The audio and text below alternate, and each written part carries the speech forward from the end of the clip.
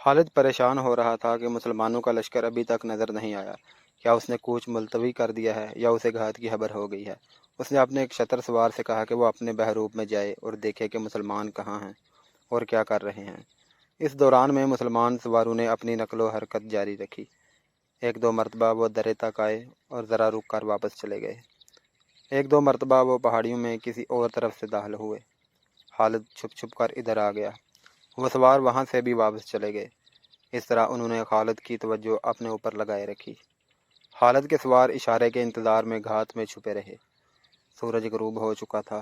جب خالد کا شتر سوار جاسوس واپس آیا، وہ وہاں نہیں ہیں۔ جاسوس نے خالد کو بتایا، کیا تمہاری آنکھیں اب انسانوں کو نہیں دیکھ سکتی؟ خالد نے طنزیہ لہجے میں پوچھا۔ صرف ان انسانوں کو دیکھ سکتی ہیں جو موجود ہوں، شتر سوار نے کہا۔ جو نہیں ہیں وہ نہیں ہیں، وہ کوچ کر گئے ہیں۔ کدھر گئے ہیں؟ میں نہیں بتا سکتا۔ خالد اور زیادہ پریشان ہو گیا۔ صحرا کی شام گہری ہو گئی تو اس نے محسوس کیا کہ مسلمانوں کے ہراول کے سوار بھی وہاں نہیں ہیں۔ اسے ان کے کسی گھوڑے کے ہنہنانے کی آواز نہیں دے رہی تھی۔ صبح طلوع ہوئی تو خالد نے اسی درے سے نکل کے دیکھا۔ اسے اپنی ناکامی کا احساس ہونے لگا۔ اس کے ارادے اور اس کے جنگی منصوبے خاک میں ملتے نظر آئے۔ اس نے سوچا کہ وہ خود اسفان تک چلا جائے، لیکن پہچانے جانے کے ڈر سے رکا رہا۔ اس نے 2-3 آدمی اونچی پہاڑیوں پر بھیج دیے کہ وہ ہر طرف نظر رکھیں۔ دن آدھا گزر گیا تھا، اسے کوئی اطلاع نہ ملی۔ مسلمانوں کے ہراول کے 20 سوار بھی نظر نہ آئے۔ اسے توقع تھی کہ وہ آئیں گے۔ دوپہر کے لگ بھگ اس کا ایک سوار گھوڑا سر پر دوڑاتا اس کے پاس آ کر رکا۔ میرے ساتھ چلو، سوار نے تیز تیز بولتے ہوئے کہا۔ جو میں نے دیکھا ہے وہ تم بھی دیکھو۔ کیا دیکھا ہے تم نے؟ گرد، سوار نے کہا۔ خدا کی قسم وہ گرد کسی قافلے کی نہیں ہو سکتی۔ کیا ایسا نہیں ہو سکتا کہ وہ مسلمانوں کا لشکر ہو؟ خالد نے گھوڑے کو ایڑ لگائی اور مکہ کی سمت پہاڑی علاقے سے نکل گیا۔ اسے زمین سے گرد کے بادل اٹھتے دکھائی دیے۔ خدا کی قسم، خالد نے کہا، قبیلہ قریش میں کوئی ایسا نہیں جو محمد صلی اللہ علیہ وسلم جیسا دانش مند ہو۔ وہ میری گھات سے نکل گیا ہے۔ مسلمان رسول اللہ صلی اللہ علیہ وسلم کی قیادت میں قرہ لغمیم کی دوسری طرف سے مکہ کی طرف نکل گئے تھے۔ رات کو ان کے 20 سوار بھی دور کے راستے سے ان کے پیچھے گئے اور ان سے جا ملے تھے۔ خالد نے گھوڑا موڑا اور ایڑ لگائی۔ وہ قرہ لغمیم کے اندر چلاتا اور گھوڑے کو سر پر دوڑاتا پھر رہا تھا۔ باہر آ جاؤ، مدینہ والے مکہ کو چلے گئے ہیں۔ تمام سوار سامنے آؤ۔ تھوڑی سی دیر میں اس کے 300 گھوڑ سوار اس کے پاس آ گئے۔ وہ ہمیں دھوکہ دے گئے ہیں، خالد نے اپنے سواروں سے کہا۔ تم نہیں مانو گے، وہ گزر گئے ہیں۔ گزرنے کا کوئی دوسرا راستہ نہیں ہے۔ ہمیں اب زندگی اور موت کی دوڑ لگانی پڑے گی۔ سست ہو جاؤ گے تو وہ مکہ کا محاصرہ کر لیں گے، وہ بازی جیت جائیں گے۔ آج مدینہ کے راستے پر جب مدینہ قریب رہ گیا تھا، خالد کو یاد آ رہا تھا کہ اسے مکہ پر مسلمانوں کے قبضے کا ڈر تو تھا، لیکن وہ رسول کریم صلی اللہ علیہ وسلم کی اس چال پر اش کر اٹھا تھا۔ وہ خود فن و حرب و ضرب اور عسکری چالوں کا ماہر اور دل دادا تھا۔ وہ سمجھ گیا کہ رسول اللہ صلی اللہ علیہ وسلم نے اپنے ہراول کے 20 سوار دھوکہ دینے کے لیے بھیجے تھے۔ سواروں نے اسے کامیابی سے دھوکہ دیا، اس کی توجہ کو گرفتار کیے رکھا اور مسلمان دوسری طرف سے نکل گئے۔ یہ جادو نہیں، خالد نے اپنے آپ سے کہا۔ اگر اپنے قبیلے کی سرداری مجھے مل جائے تو جادو کے یہ کرتب میں بھی دکھا سکتا ہوں۔ یہ صحیح تھا کہ اس کے باپ نے اسے ایسی عسکری تعلیم و تربیت دی تھی کہ وہ میدان جنگ کا جادوگر کہلا سکتا تھا، مگر اس کے اوپر ایک سردار تھا، ابو سفیان۔ وہ قبیلے کا سالار اعلیٰ بھی تھا۔ اس کے ماتحت خالد اپنی کوئی چال نہیں چل سکتا تھا۔ اپنی اس مجبوری نے اس کے دل میں ابو سفیان کی نفرت پیدا کر دی تھی۔ اسے چند دن پہلے کا یہ واقعہ یاد آ رہا تھا۔ 1400 مسلمان اس کی گھات کو دھوکہ دے کر مکہ کی طرف نکل گئے تھے۔ اس نے یہ سوچا ہی نہیں کہ 300 سواروں سے مسلمانوں پر عقب سے حملہ کر دے۔ اسے احساس تھا کہ جو مسلمان قلیل تعداد میں کثیر تعداد کے دشمن کو شکست دے سکتے ہیں، انہیں 300 سواروں سے شکست نہیں دی جا سکتی۔ کیونکہ وہ کثیر تعداد میں ہیں، اسے مکہ ہاتھ سے جاتا نظر آنے لگا تھا، اور اسے یہ خفت بھی محسوس ہونے لگی تھی کہ اس کی گھات کی ناکامی پر ابو سفیان اسے طعنہ دے گا اور ہنسی اڑائے گا، پھر اسے قریش کی شکست اور مکہ کے سقوط کا مجرم کہا جائے گا۔ اس نے اپنے سواروں کو ایک راستہ سمجھا کر کہا کہ مسلمانوں سے پہلے مکہ پہنچنا ہے۔ یہ دور کا راستہ تھا، لیکن وہ مسلمانوں کی نظروں سے بچنے کی کوشش کر رہا تھا۔ اس کے 300 سواروں نے گھوڑوں کو ایڑیں لگا دیں۔ راستہ لمبا ہونے کی وجہ سے 3 میل کا فاصلہ 1.5 گنا ہو گیا تھا، جسے خالد رفتار سے کم کرنے کے جتن کر رہا تھا۔ عربی نسل کے اعلیٰ گھوڑے شام سے پہلے مکہ پہنچ گئے۔ وہاں مسلمانوں کی ابھی ہوا بھی نہیں پہنچی تھی۔ مکہ کے لوگ گھوڑوں کے شور و غل پر گھروں سے نکل آئے۔ ابو سفیان بھی باہر آ گیا۔ کیا تمہاری گھات کامیاب رہی؟ ابو سفیان نے پوچھا۔ وہ گھات میں آئے ہی نہیں، خالد نے گھوڑے سے کود کر اترتے ہوئے کہا۔ کیا تم مکہ کے ارد گرد ایسی خندق کھدوا سکتے ہو جیسی محمد صلی اللہ علیہ وسلم نے مدینہ کے ارد گرد کھدوائی تھی؟ وہ کہاں ہیں؟ ابو سفیان نے گھبرائی ہوئی آواز میں پوچھا۔ کیا یہ بہتر نہیں ہوگا کہ مجھے ان کی کچھ خبر دو؟ جتنی دیر میں تم خبر سنتے اور سوچتے ہو اتنی دیر میں وہ مکہ کو محاصرہ میں لے لیں گے، خالد نے کہا۔ حبل اور عزا کی عظمت کی قسم، وہ پہاڑوں اور چٹانوں کو روندتے آ رہے ہیں۔ اگر بوقرہ الغمیم میں سے کسی اور راستے سے گزرے ہیں تو وہ انسان نہیں، کوئی پیادہ وہاں سے اتنی تیزی سے نہیں گزر سکتا جتنی تیزی سے وہ گزر کر آئے ہیں، خالد، ابو سفیان نے کہا۔ ذرا ٹھنڈے ہو کر سوچو، خدا کی قسم گھبراہٹ سے تمہاری آواز کانپ رہی ہے۔ ابو سفیان، خالد نے جل کر کہا، تم میں صرف یہ خوبی ہے کہ تم میرے قبیلے کے سردار ہو۔ میں تمہیں یہ بتا رہا ہوں کہ ان کے لیے مکہ کی اینٹ سے اینٹ بجا دینا کوئی مشکل نہیں۔ خالد نے دیکھا کہ اس کے 2 ساتھی سالار اکرمہ اور صفوان قریب ہی کھڑے تھے۔ خالد نے ان سے کہا، آج بھول جاؤ کہ تمہارا سردار کون ہے، صرف یہ یاد رکھو کہ مکہ پر طوفان آ رہا ہے۔ اپنی آن کو بچاؤ، یہاں کھڑے ایک دوسرے کا منہ نہ دیکھو۔ اپنے شہر کو بچاؤ، اپنے دیوتاؤں کو بچاؤ۔ سارے شہر میں بھگدڑ بپا ہو گئی تھی۔ لڑنے والے لوگ برچھیاں، تلواریں اور تیر کمان اٹھائے مکہ کے دفاع کو نکل آئے۔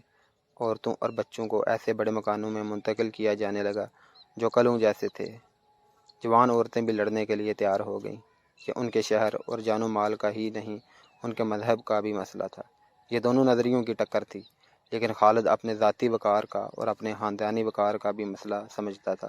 اس کا خاندان جنگ و جدل کے لیے مشہور تھا۔ اس کے باپ کو لوگ عسکری قائد کہا کرتے تھے۔ خالد اپنے خاندان کے نام اور خاندانی روایات کو زندہ رکھنے کی سر توڑ کوشش کر رہا تھا۔ اس نے ابو سفیان کو نظر انداز کر دیا، اکرمہ اور صفوان کو ساتھ لیا اور ایسی چالیں سوچ لیں جن سے وہ لشکر کو شہر سے دور رکھ سکتا تھا۔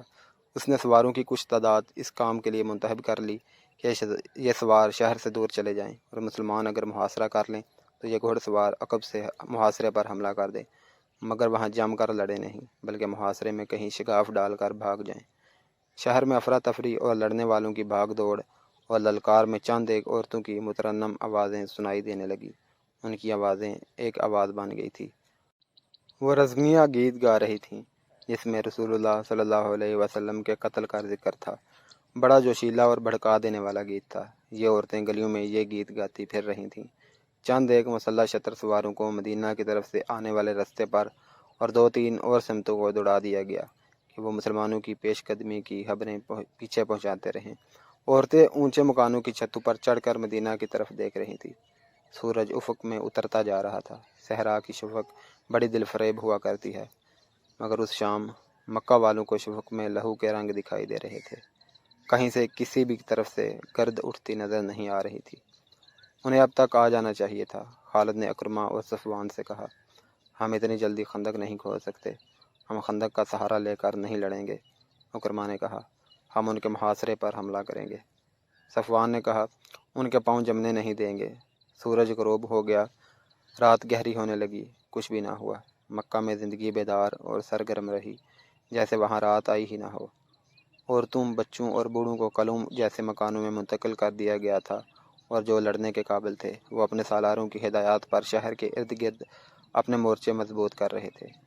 رات آدھی گزر گئی، مدینہ والوں کی آمد کے کوئی آثار نہ آئے۔ پھر رات گزر گئی۔ خالد، ابو سفیان نے پوچھا، کہاں ہیں وہ؟ اگر تم یہ سمجھتے ہو کہ وہ نہیں آئیں گے تو یہ بہت خطرناک فریب ہے جو تم اپنے آپ کو دے رہے ہو، خالد نے کہا۔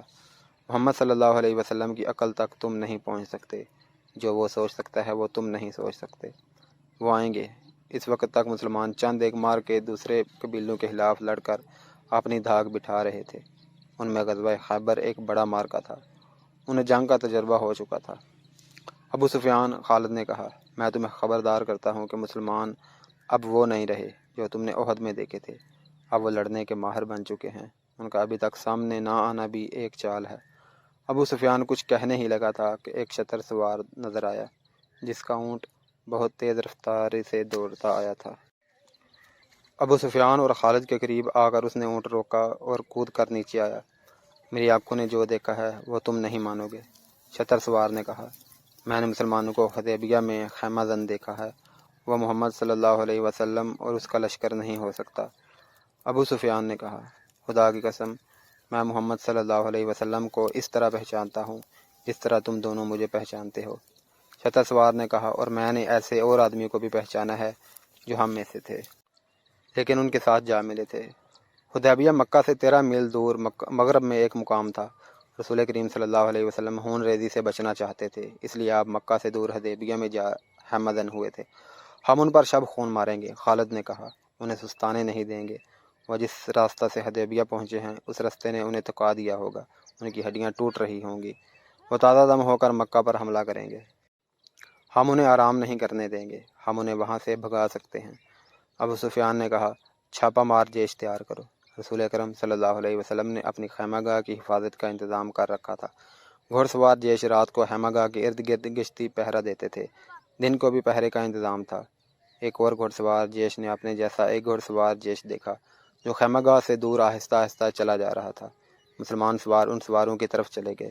وہ قریش کے سوار تھے جو وہاں نہ رکے اور دور چلے گئے۔ کچھ دیر بعد وہ ایک اور طرف سے آتے نظر آئے اور مسلمانوں کی خیمہ گاہ سے تھوڑی دور رک کر چلے گئے۔ دوسرے روز وہ سوار خیمہ گاہ کے قریب آ گئے۔ اب کے مسلمان سواروں کا ایک جیش جو خیمہ گاہ سے دور نکل گیا تھا واپس آ گیا۔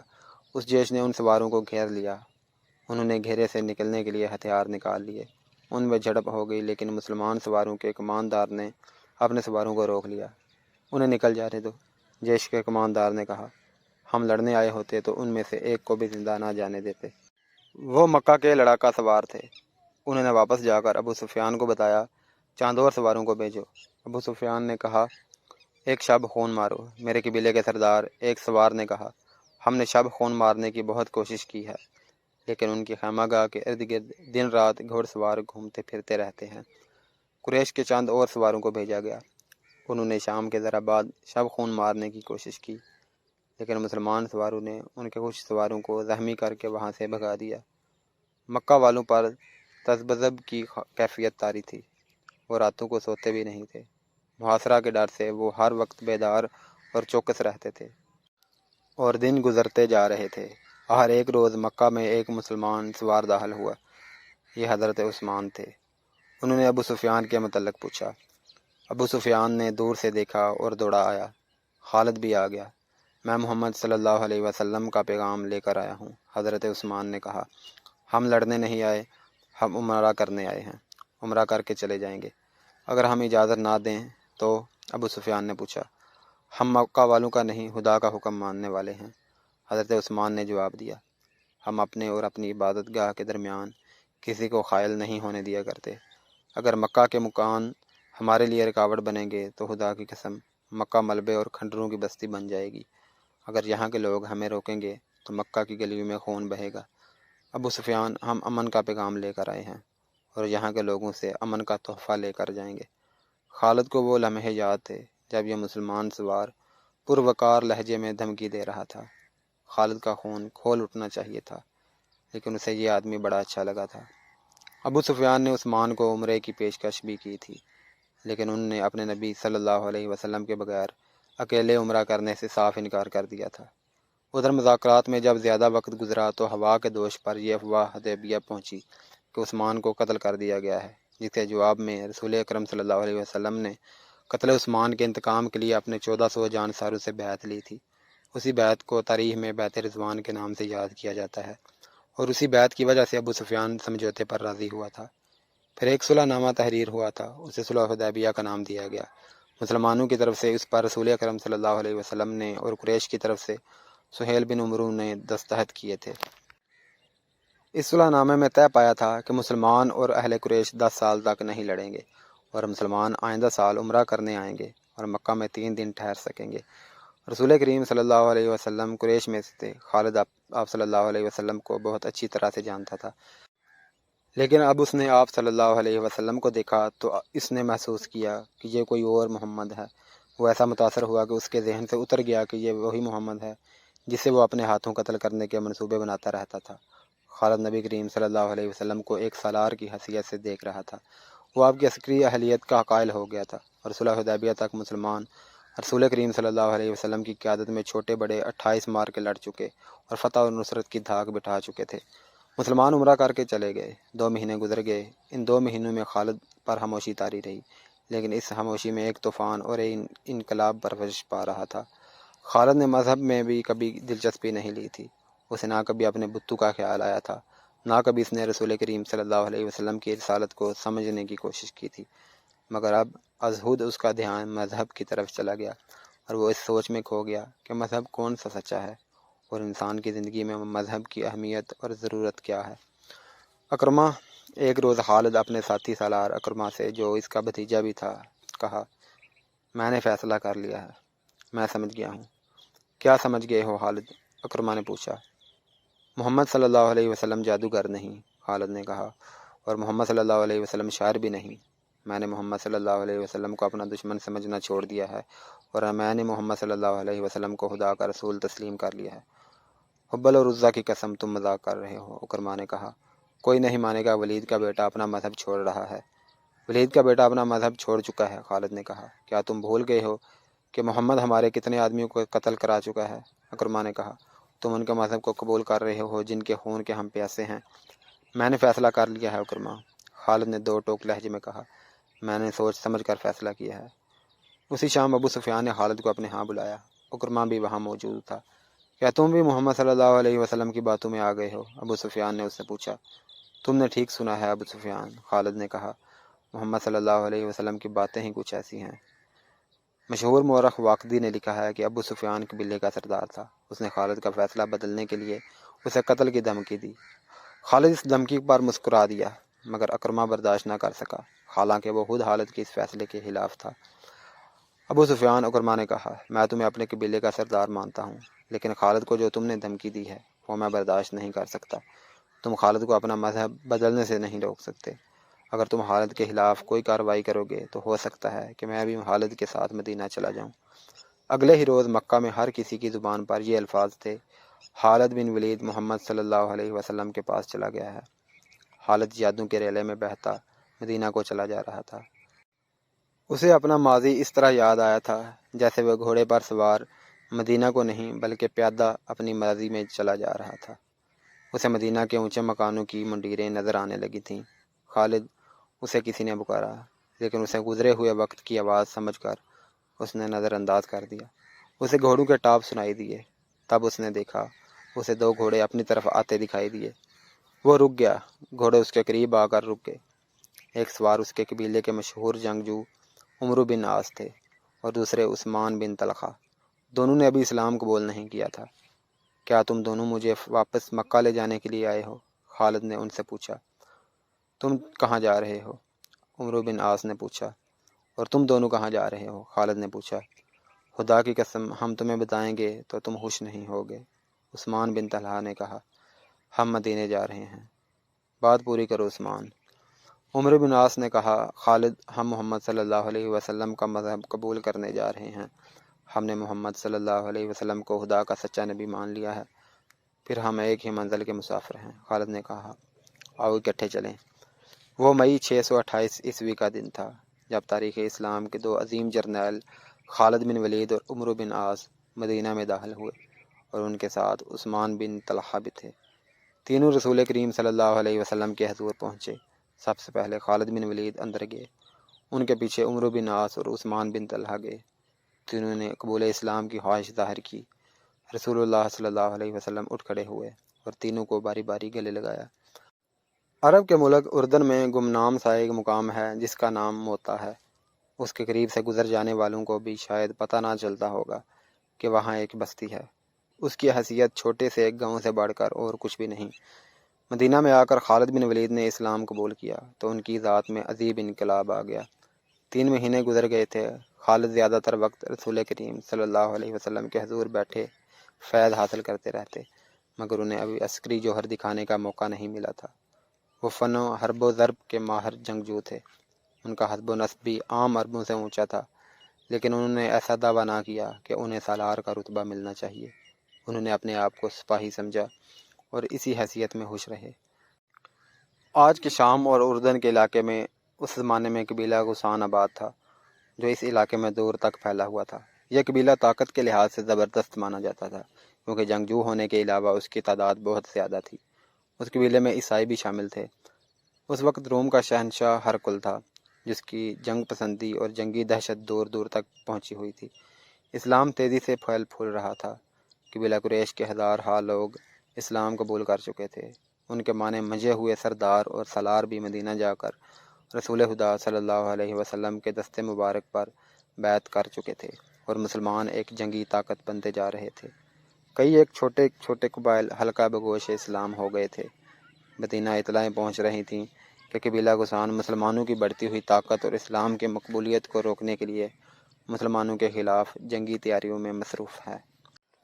یہ بھی سنا گیا کہ غسان کا سردار اعلیٰ روم کے بادشاہ ہرقل کے ساتھ دوستی کر کے اس کی جنگی طاقت بھی مسلمانوں کے خلاف استعمال کرنے کی کوشش کر رہا ہے۔ رسول کریم صلی اللہ علیہ وسلم نے اپنا ایک ایلچی غسان کے ایک سردار اعلیٰ کے ہاں اس پیغام کے ساتھ بھیجا کہ اللہ کے سوا کوئی معبود نہیں اور وہ وحدہ لا شریک ہے، اور اسلام ایک مذہب اور ایک دین ہے۔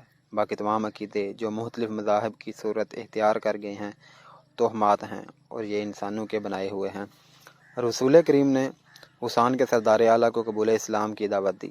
نبی کریم صلی اللہ علیہ وسلم نے یہ پیغام اس خیال سے بھیجا تھا کہ پیشتر اس کے کہ قبیلہ غسان روم کے شہنشاہ ہرقل کی جنگی قوت سے مروب ہو کر عیسائیت کی آغوش میں چلا جائے، یہ قبیلہ اسلام قبول کر لے اور بنا اسے اپنا اتحادی بنا کر ہرقل سے بچایا جائے۔ خدا کی قسم، اس سے بہتر فیصلہ اور کوئی نہیں ہو سکتا۔ خالد نے ایک محفل میں کہا۔ ہرقل نے فوج کشی کی تو یوں سمجھو کہ باطل کا طوفان آ گیا، یوں سب کو اڑا کر لے جائے گا۔ غسان کی حیریت اسی میں ہے کہ رسول اللہ صلی اللہ علیہ وسلم کی دعوت قبول کر لے۔ کسی اور نے کہا، نہیں کرے گا تو ہمیشہ ہرقل کا غلام ہو جائے گا۔ ایک اور نے کہا، اس وقت ہرقل قبیلہ غسان میں داخل ہو چکا تھا۔ اس کے ساتھ جو فوج تھی اس کی تعداد 1,00,000 تھی۔ غسان کے سردار اعلیٰ کو اطلاع مل چکی تھی، مگر وہ پریشان نہیں تھا۔ وہ ہرقل کے ساتھ دوستی کا ہاتھ بڑھانے کا فیصلہ کر چکا تھا۔ نبی کریم صلی اللہ علیہ وسلم کا ایلچی بصرہ کو جا رہا تھا۔ غسان کا دارالحکومت بصرہ تھا۔ ایلچی کے ساتھ ایک اونٹ پر لدے ہوئے زاجرہ کے علاوہ 3 محافظ بھی تھے۔ بڑی لمبی مسافت کے بعد ایلچی موتا پہنچا۔ اس نے ذرا سستانے کے لیے اپنا مختصر سا قافلہ روک لیا۔ قریب ہی قبیلہ غسان کی ایک بستی تھی۔ اس کے سردار اعلیٰ کو اطلاع ملی کہ 4 اجنبی بستی کے قریب پڑاؤ کیے ہوئے ہیں۔ سردار نے، جس کا نام شرجیل بن عمرو تھا، مدینہ کے ایلچی کو اپنے ہاں بلایا اور پوچھا کہ وہ کون ہے اور کہاں جا رہا ہے۔ میں مدینہ کا ایلچی ہوں اور بصرہ کو جا رہا ہوں۔ ایلچی نے جواب دیا، میں رسول خدا کا پیغام تمہارے سردار اعلیٰ کے لیے لے جا رہا ہوں۔ کیا تم قبیلہ قریش کے محمد صلی اللہ علیہ وسلم کی بات کر رہے ہو؟ شرجیل بن عمرو نے ایک طنزیہ لہجے میں پوچھا۔ پیغام کیا ہے؟ پیغام یہ ہے کہ اسلام قبول کر لو، ایلچی نے کہا، اور باطل کے عقیدے ترک کر دو۔ کیا تم یہ سمجھتے ہو کہ میں اپنے سردار اعلیٰ کی اور اپنے مذہب کی توہین برداشت کر لوں گا؟ شرجیل بن عمرو نے کہا، اگر تم زندہ رہنا چاہتے ہو تو یہیں سے واپس مدینہ چلے جاؤ، بصرہ کے رستے سے ہٹ نہیں سکتا۔ ایلچی نے کہا، یہ رسول اللہ صلی اللہ علیہ وسلم کا حکم ہے، جس کی تعمیل میں فخر سے اپنی جان دے دوں گا، اور میں بڑے فخر سے تمہاری جان لوں گا، شرجیل بن عمرو نے کہا، اور اپنے آدمیوں کو اشارہ کیا۔ ایلچی کے تینوں محافظ باہر بیٹھے ہوئے تھے۔ اندر سے 3 آدمی نکلے، وہ کسی کی خون آلود لاش گھسیٹتے ہوئے باہر لا رہے تھے۔ محافظوں نے دیکھا کہ لاش کی گردن کٹی ہوئی تھی۔ انہوں نے پہچان لیا یہ ان کے ایلچی کی لاش تھی۔ شرجیل بن عمرو باہر آیا۔ تم اس کے ساتھی تھے؟ شرجیل نے محافظوں سے کہا، مجھے یقین ہے کہ اس کے بغیر تم بصرہ نہیں جاؤ گے۔ نہیں، ایک محافظ نے جواب دیا، پیغام اس کے پاس تھا۔ جاؤ مدینہ کو لوٹ جاؤ، شرجیل نے کہا، اور محمد صلی اللہ علیہ وسلم سے کہنا کہ ہم اپنے قبیلے اور اپنے عقیدے کی توہین برداشت نہیں کیا کرتے۔ اگر یہ شخص بصرہ پہنچ جاتا تو وہاں قتل ہو جاتا۔ خدا کی قسم، ایک محافظ نے کہا، ہم اپنے مہمان کے ساتھ یہ سلوک نہیں کیا کرتے۔ میں تمہیں مہمان سمجھ کر تمہاری جان بخشی کر رہا ہوں، شرجیل نے کہا، اور مجھے یہ نہ کہنا کہ میں تمہیں اس کی لاش دے دوں۔ مدینہ کی تمام تر آبادی کو معلوم ہو چکا تھا کہ رسول اللہ صلی اللہ علیہ وسلم کا ایلچی دعوت اسلام لے کر بصرہ گیا ہوا ہے۔ سب ایلچی کی واپسی کے منتظر تھے، لیکن تینوں محافظ ایلچی کے بغیر واپس آئے۔ ان کے چہروں پر گرد کی تہ اور تھکن کے آثار ہی نہیں تھے، غم و غصہ کے تاثرات بھی تھے۔ وہ مدینہ داخل ہوئے تو لوگ ہجوم کر کے آ گئے، خدا کی قسم ہم انتقام لیں گے۔ محافظ بازو لہرا لہرا کر کہتے جا رہے تھے، موتا کے شرجیل بن عمرو کا قتل ہم پر فرض ہو گیا ہے۔ جب یہ خبر رسول اللہ صلی اللہ علیہ وسلم کو ملی تو باہر مدینہ کی آبادی اکٹھی ہو گئی تھی۔ عربوں کے رواج کے مطابق قتل کی سزا قتل تھی۔ باہر لوگ انتقام انتقام کے نعرے لگا رہے تھے۔ اس دور میں بھی آج کل کی طرح ایک دوسرے کے ایلچیوں کو، جن کی حیثیت تصویروں جیسی ہوتی ہے، دشمن بھی تحفظ دیتا تھا۔ کسی کے ایلچی کو قتل کر دینے کا مطلب اعلان جنگ سمجھا جاتا تھا۔ اہل مدینہ رسول کریم صلی اللہ علیہ وسلم نے باہر آ کر مدینہ والوں کے بکھرے ہوئے ہجوم سے فرمایا، میں نے انہیں لڑائی کے لیے نہیں للکارا تھا، میں نے انہیں سچا دین قبول کرنے کو کہا تھا۔ اگر وہ لڑنا چاہتے ہیں تو ہم لڑیں گے، ہم انتقام لیں گے، مسلمان کمزور نہیں۔ ہجوم نعرے لگا رہا تھا، مسلمانوں کا خون اتنا ارزاں نہیں، ہم اللہ اور رسول اللہ صلی اللہ علیہ وسلم کے ناموس پر مر مٹیں گے۔ رسول کریم صلی اللہ علیہ وسلم کے حکم سے اسی روز مجاہدین اسلام کی فوج تیار ہو گئی، جس کی تعداد 3000 تھی۔ رسول کریم صلی اللہ علیہ وسلم نے سپہ سالاری کے فرائض زید بن حارثہ کو سونپے۔ اگر زید شہید ہو جائیں تو سپہ سالار جعفر بن ابی طالب ہوگا۔ نبی کریم صلی اللہ علیہ وسلم نے فرمایا، جعفر بھی شہید ہو جائے تو سپہ سالار عبداللہ بن رواحہ ہوگا۔ اگر عبداللہ کو بھی اللہ شہادت عطا کرے تو فوج اپنا سالار خود چن لے۔ مورخ ابن سعد اور مغازی لکھتے ہیں کہ رسول کریم صلی اللہ علیہ وسلم نے یہ 3 سپہ سالار درجہ بدرجہ مقرر کر کے مجاہدین کو دعاؤں کے ساتھ رخصت کیا۔ آپ صلی اللہ علیہ وسلم نے سپہ سالار زید بن حارثہ سے فرمایا کہ موتا پہنچ کر سب سے پہلے شرجیل بن عمرو کو، جو ہمارے ایلچی کا قاتل ہے، قتل کر دیا جائے۔ پھر موتا اور اس کے ارد گرد کے لوگوں کو کہا جائے کہ وہ اسلام قبول کر لیں۔ انہیں بتایا جائے کہ اسلام کیا ہے، اگر وہ قبول کر لیں تو ان پر ہاتھ نہ اٹھایا جائے۔ مجاہدین کی اس فوج میں خالد بن ولید محض سپاہی تھے، کسی دستے یا جیش کے کماندار بھی نہیں تھے۔ روم کے شہنشاہ ہرقل کی فوج آج کے اردن میں کسی جگہ خیمہ زن تھی۔ یہ قبیلہ غسان کا علاقہ تھا۔ فوج کی تعداد مورخین کے مطابق 1,00,000 تھی۔ یہ فوج اس علاقے کی بستیوں پر چھا چکی تھی۔ کھڑی فصل گھوڑے اور اونٹ کھا رہے تھے۔ لوگوں کے گھروں سے اناج اور کھجوروں کے ذخیرے فوج نے اٹھا لیے تھے، اور جوان اور خوبصورت عورتیں فوج کے سرداروں اور کمانداروں کے خیموں میں تھیں۔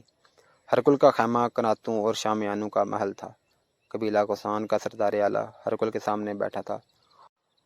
اسے ہرقل کی فوج کشی کی اطلاع ملی تھی تو وہ بیش قیمت تحائف اور اپنے قبیلے کی بے حد حسین 10-12 لڑکیاں لے کر ہرقل کے استقبال کو چلا گیا تھا۔ اب ان لڑکیوں میں سے 2-3 ہرقل کے پہلوؤں میں بیٹھی تھیں۔ اور تم نے بتایا ہے کہ مدینہ سے محمد صلی اللہ علیہ وسلم نے تمہیں پیغام بھیجا تھا کہ تمہارا قبیلہ اس کا مذہب قبول کر لے۔ ہرقل نے کہا، میں نے یہ بھی بتایا ہے کہ میرے ایک سردار شجیل بن عمرو نے مدینہ کے ایلچی کو مجھ تک نہیں پہنچنے دیا۔ غسان کے سردار اعلیٰ نے کہا، اسے موتا میں قتل کر دیا تھا۔ کیا مدینہ والوں میں اتنی طاقت اور جرت ہے کہ وہ اپنے ایلچی کے قتل کا انتقام لینے آئیں؟ ہرقل نے پوچھا۔ ان کی طاقت کم ہے اور جرت زیادہ، سردار اعلیٰ نے کہا۔ ان لوگوں پر محمد صلی اللہ علیہ وسلم کا جادو سوار ہے۔ پہلے مجھے ان کے متعلق اطلاعیں ملیں تو میں نے انہیں کوئی اہمیت نہیں دی، مگر انہوں نے ہر میدان میں فتح پائی اور ہر میدان میں ان کی تعداد بہت توڑی تھی۔ میں نے سنا ہے کہ محمد صلی اللہ علیہ وسلم اور اس کے سالاروں کی جنگی چالوں کے سامنے کوئی ٹھہر نہیں سکتا۔ اس نے مجھے اپنا مذہب کا جو پیغام بھیجا تھا، اس سے پتہ چلتا ہے کہ وہ اپنے آپ کو بہت طاقتور سمجھنے لگا ہے۔ تم کیا چاہتے ہو؟ ہرقل نے ایک نیم برہنہ لڑکی کے ہاتھ سے شراب کا پیالہ لیتے ہوئے پوچھا۔ بات صاحب کہہ دوں تو میرے لیے بھی اچھا ہے اور آپ کے لیے بھی، سردار اعلیٰ نے کہا۔ میں نے آپ کی فوج دیکھ لی ہے۔ میرا قبیلہ کوئی چھوٹا قبیلہ نہیں، اگر زیادہ نہیں تو آپ جتنی فوج میرے پاس بھی ہے۔ آپ اپنے ملک سے دور ہیں، اگر ہم لڑیں گے تو میں اپنی زمین پر لڑوں گا، جہاں کا بچہ بچہ آپ کا دشمن ہے۔ کیا تم مجھے دھمکی دے رہے ہو؟ ہرقل نے مسکرا کر پوچھا۔ اگر یہ دھمکی ہے تو میں اپنے آپ کو بھی دے رہا ہوں، غسان کے سردار اعلیٰ نے کہا۔ میں آپ کو آپس کی لڑائی کے نتائج بتا رہا ہوں جو ہم دونوں کے لیے اچھے نہیں ہوں گے۔ اس کا فائدہ مدینہ والوں کو پہنچے گا۔ کیا یہ بہتر نہیں ہوگا کہ ہم دونوں مل کر مسلمانوں کو ختم کر دیں؟ میں فتح کی صورت میں آپ سے کچھ نہیں مانگوں گا، مفتوحہ علاقہ آپ کا ہوگا، میں اپنے علاقے میں واپس آ جاؤں گا۔ ہم آپس میں لڑ کر اپنی طاقت ضائع نہ کریں، پہلے ایک ایسی طاقت کو ختم کریں جو مدینہ میں ہم دونوں کے خلاف تیاریاں کر رہی ہے۔